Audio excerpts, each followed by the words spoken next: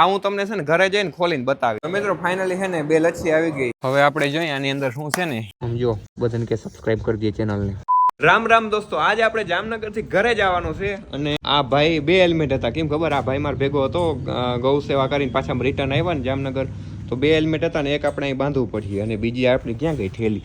આ રીત બીજાની ગાડી વહી ગઈ. સાલી આપણી ગાડી અહીંયા છે બરાબર. તો આને આપણે કંઈક દોરી બોરીથી બાંધવું જોઈએ. આમાં હે ને કેરિયર બેરિયર આપણે નાખ્યું નથી એટલે એ પ્રોબ્લેમ પડે, સમજ્યા? તો થોડોક બાંધી લો ને પછી મળીએ. ઓકે, આપણા છે ને દોરી બોરી હતી ને બંધાણું હે નહીં બરાબર. ક્યાં બોલો તું?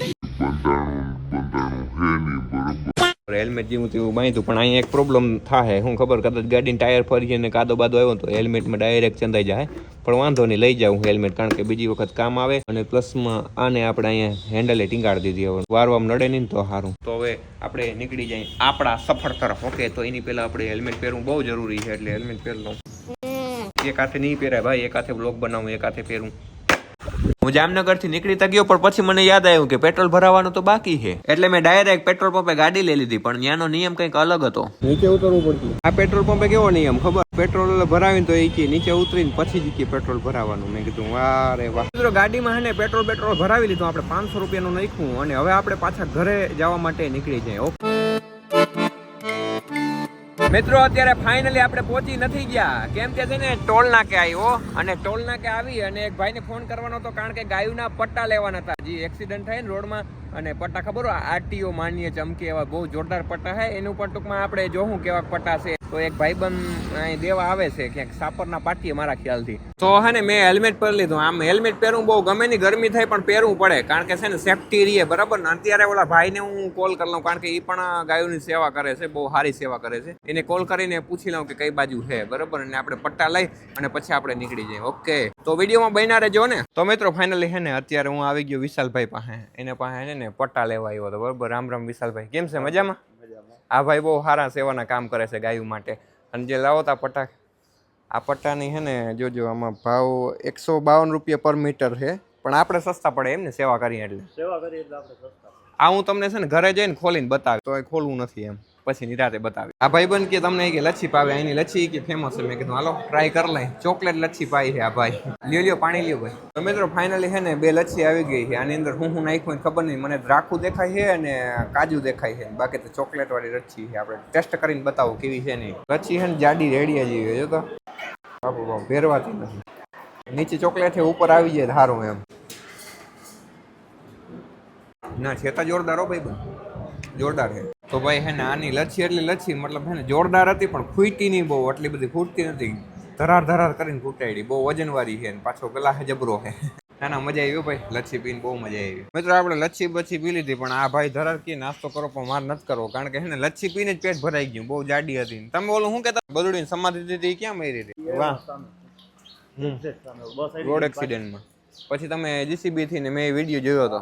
નાના ભાઈ આ જોરદાર કામ કરે છે આ ભાઈ, સમાધિ દીધી. એ ભાઈનું કહેવાનું એમ થાય છે કે તમે ટૂંકમાં સમાધિ દો ને, એ બહુ મોટું પુણ્યનું કામ કહેવાય. તમે શું કહેતા હતા? શમશાન 100 યાત્રા બરોબર એક ગાયની સમાધિ. એટલે આપણે બહુ આના વિશે ખબર નથી, પણ આ ભાઈએ કીધું, પણ આપણે જાણકારી મેળવવી જોઈએ. તો ભાઈ હવે છે ને આપણે મળીએ, કેમ કે હે ને મારે બહુ ઉતાવળ છે અને હજી હું પહોંચી પછી હજુ આ વાળ ને દાઢી ને બધું કરાવીને પછી વળી એક લગ્નમાં સાંજે જવાનું છે, એટલે એટલું બધું કામ છે સમજ્યા. નકર આપણે નાસ્તો બાસ્તો ભેગો કરાતે. સારું હાલો આપણે મળીએ. તો મિત્રો ફાઇનલી હું ઘરે પહોંચી ગયો અને હવે તમને હું આની અંદર શું છે અને કેવા પટ્ટા આવે ને આ બધું અનબોક્સિંગ કરીને તમને બતાવું બરોબર. તો આને કઈ રીતના ખુલતું હોય એ પહેલા જોવું જોઈએ મારે. ચાકુથી ખુલશે, હાથથી ખુલશે? ઓહો કેટલું કડક તો જો આમ બાંધલ છે. મારે કંઈક આના માટે યુઝ કરવું જોઈએ, ચાકુ બાકુ. ચાલો ચાકુ લઈને મળું. કડક બહુ હોય ચાકુ. મેં કીધું હવે લેવા શું જાય, અહીંથી ડાયરેક્ટ પઠી નાખું. ચાકુ ધક્કો હા હે ને, તૂટી ગયું. ઓહ બહુ કડક અબ સહી હે દોસ્ત. હવે આપણે જોઈએ આની અંદર શું છે ને, શું છે એ તો તમને ખબર જ છે, પટ્ટા હે, પણ કઈ રીતના હોય ને બધા જોઈએ આપણે. ઓહો ભાઈ વાહ જોરદાર. બહુ મોંઘું પડી જાય હો. 150 ફૂટના 4000 રૂપિયા થાય. ખાલી 150 ફૂટ મતલબ કે 160 ફૂટના. એ સસ્તામાં થોડાક એ ડિસ્કાઉન્ટ દઈએ સેવા કરીએ એના નાતે તો જ. બાકી તો આમ બહુ મોંઘું પડી જાય. રેડિયમ એમ છે ગજબ લેવલનું યાર, ચમકે એવું છે. રાતે આની ઉપર લાઇટ પડે એટલે ફૂલ ચમકે. અને અત્યારે આ કેટલા મીટર હોય મને નથી ખબર, બહુ ખબર નહીં. કેટલીક વાછડિયું ને કેટલીક ગાવું ને થઈ જાય, જેનો જીવ બચ્યો એ. હવે 1x માં વિડીયો ઉતારીને દેખાડ દઉં. જોરદાર પટા છે. આ ગળામાં બાંધશું ને એટલે સાધન વાળાને ફાયદો થાય ને ગાયું ને ફાયદો થાય. લાઈટ આવે સાધન ની એટલે ચમકે એટલે ખબર પડે કે અહીંયા ગાય છે. અને આ દ્વારકા વાળો જે હાઈવે છે ને, ચરકલા વાળો હાઈવે, ન્યાય બહુ થાય છે એક્સિડન્ટ. હમણાં 2-3 ગાઉ ત્યાંથી ઓફ થઈ, ખૂટીઓ પણ ઓફ થઈ ગયો. હમણાં છાલછોલ થઈ હતી ખૂટિયાને, એને દવાખાના હજી પહોંચાડ્યો ને એ પેલા જ બિચારો ઓફ થઈ ગયો વચ્ચેથી જ. અડધે પહોંચ્યા અડધે ના પહોંચ્યા, બરોબર. એટલે આપણાથી થાય ને એટલું કરાય. બેસ્ટ ક્વોલિટી છે. હજી આને ઉખેરીને મેં જોયો નથી, પણ એકાદો કટકો કાપીને જોઉં કેવી ક્વોલિટી છે. આમ જો તમે ખાલી જોરદાર ક્વોલિટી વાળો છે. અને આ એમ કહેવાય કે આરટીઓ માન્ય છે અને ગજબ લેવલનો ચમકે. આની અંદર કાદો લાગે કે ધૂળ લાગે કે કઈ ફેર ના પડે. ઓલા પટ્ટા હોય ને ગળે બાંધવાના એમાં તો શું થાય ખબર, કે ધૂળ લાગે ને મેલો થાય એટલે ટૂંકમાં એ ચમકતા બંધ થઈ જાય. એટલે એ કઈ એવું કામના નહીં. રેડિયમ બાંધતા અમે બરોબર, પણ રેડિયમ કામના છે. પણ એક રીતે ક્યાંક હિંગણું કહે ને તો વળી તૂટી જવાની શક્યતા રહી. પણ એવા બહુ ઓછું બને. હજી લગભગ હમણાં મેં ચક્કર મારી હતી તો ઘણા ને એમને રહી ગયા હતા રેડિયમ, જે અમે ગાયોને બાંધતા હોય. કદાચ હું વિડીયોમાં વ્લોગમાં તો ક્યારે નાખ્યું નથી, ઇન્સ્ટાગ્રામ ની રીલમાં નાખ્યું, કદાચ જોયું હોય તો. બાકી તાને એક પટ્ટી કાપીને જોઈ હાલો કેવું. પછી ટ્રાય કરું આ કાઢવાની. ઓહ હોય કામકાજ બધું હેવી છે. એક હાથે મોબાઈલ પકડો ને એક હાથે આ કાઢવું એટલે અઘરું લાગે ને યાર. લઈ જાવ આ રીતનો કંઈક પલટો હોય.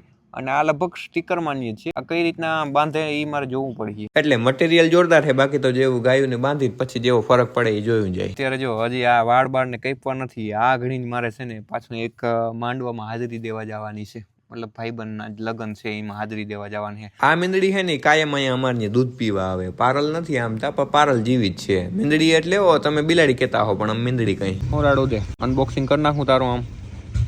હે કેમનો જાઉં સમજો બધાને કે સબસ્ક્રાઇબ કરી દે ચેનલને. જોયું ને કહી દીધું ને સબસ્ક્રાઇબ કરવાનું, હવે કરી નાખજો ને. તો મિત્રો અત્યારે છે ને મારે દાઢીને વાળ કરાવવા બહુ એટલે જરૂરી છે. અને પાછો ભાઈ તમારો ભાઈ બિઝી રહ્યો. એક દી ખંભાળિયા હોય તો એક દી જામનગર હોય તો એક દી અમદાવાદ હોય તો એક દી રાજકોટ હોય, બરાબર. એટલે આવા પ્રોબ્લેમ આવતા હોય. અને જોતા ખરી આ થડકાવાળો રસ્તો છે. અને અત્યારે છે ને મેં કીધું હાલો જીક માંડવા છે ને તો જીક જાતો આવું અને પેલા દાઢી ને જીક વાળ ને હું કંઈક સેટ બેટ કરાવ લઉં તો કંઈક માણસના પેટનો લાગુ ને એમ, બરાબર. અને પાછો ભાઈ ટાઈટ વધી ગઈ ને એટલે જલસી પહેરવી બહુ જરૂરી છે. પણ જલસી ટેપમાં કાઢતા ભૂલી ગયો. ઓહો નહીં યાર, કલે જાઓ. સુમિત ચાવડાની બેટરી લો થઈ ગઈ. ઓહ સોરી, સુમિત ચાવડાના મોબાઈલની બેટરી લો થઈ ગઈ. એટલે આપણે આ વિડીયો એટલે લગીને જ રાખીએ, બરાબર. લાઈક શેર કમેન્ટ કરવાનું હોય તો કરી નાખજો. બાકી ના કરો તો ના, હું કઈ નહીં કઈ પણ કરી નાખજો. અને જય દ્વારકાધીશ લખી નાખજો કમેન્ટમાં. બાકી નવા આવું તો સબસ્ક્રાઈબ કરી નાખજો. મળીએ નેક્સ્ટ વિડીયોમાં.